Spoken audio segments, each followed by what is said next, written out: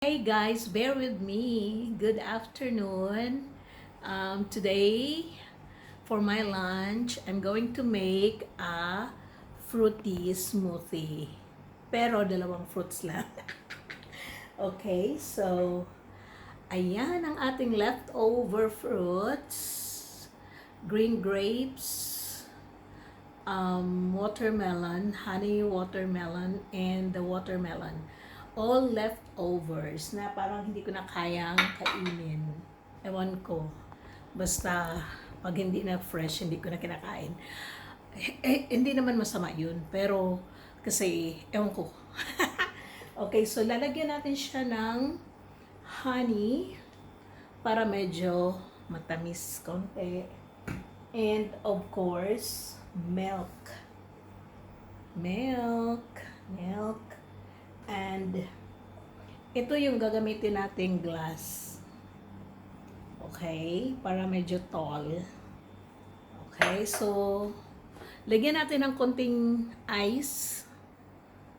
Konti lang. So, I'm gonna update you. See you later, alligator. So, not so much of ice. Ayan na. Ilagyan na natin ang ating mga fruits. Malinis ang aking kamay.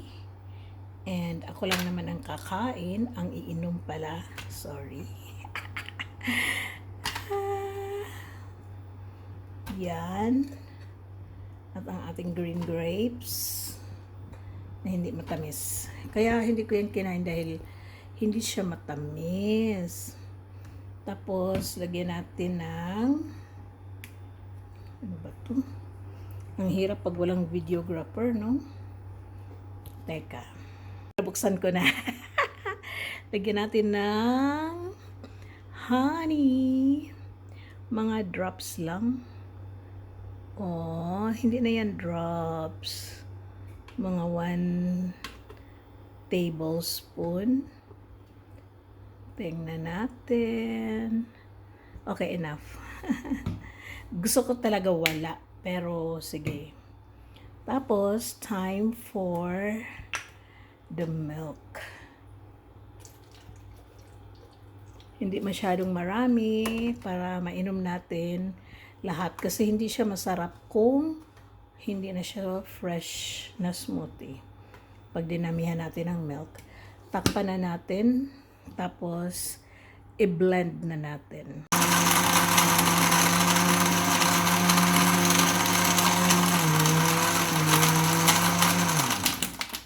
Uy.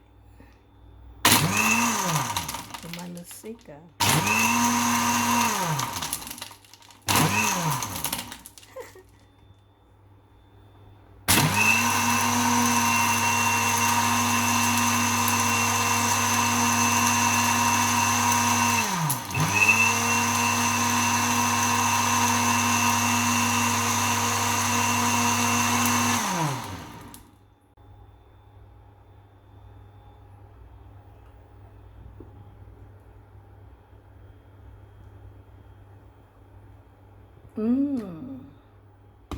Diba? Meron pa siyang tira.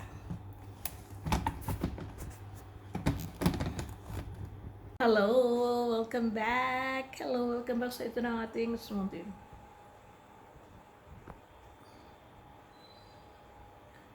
Yum!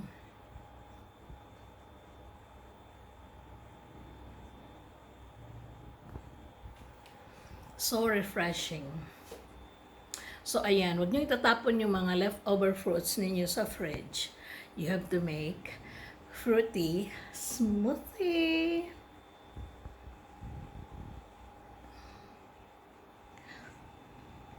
Bye!